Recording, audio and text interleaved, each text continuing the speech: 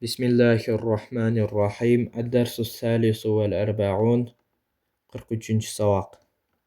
Saubun kiyim, kamisun akmisatun koynuk, bu başka. Saravilu saravilatun şım.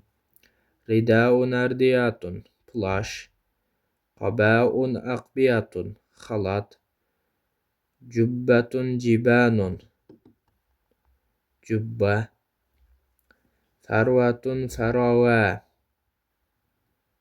ton.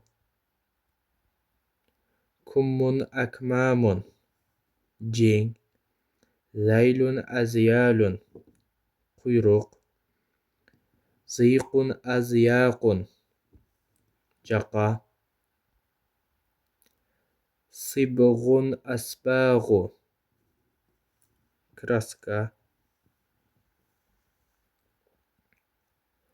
Uryanun uratun cılıngaç. Ceyyidun yaxşı, yaxşıraq. Radiyun caman. Seminun qımbat. Rahisun arzan. Səxinun qalın. Raqiqun cuqa. Balin eski. Munxariqun cırtıq.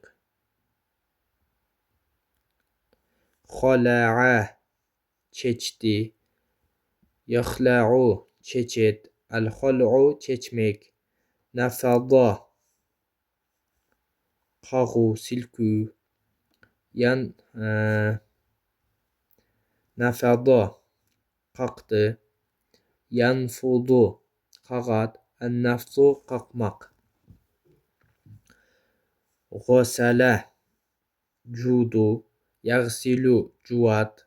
El-ghaslu cumaq. Tahura tazaladı. Yathuru tazalayt. At-tuhru tazalamaq. Sabağa boyadı. Yasbağı boyayt. As-sabğu boyamaq. Faraka ışqaladı. Yafruku ışqalayt. El-farku ışqalamaq.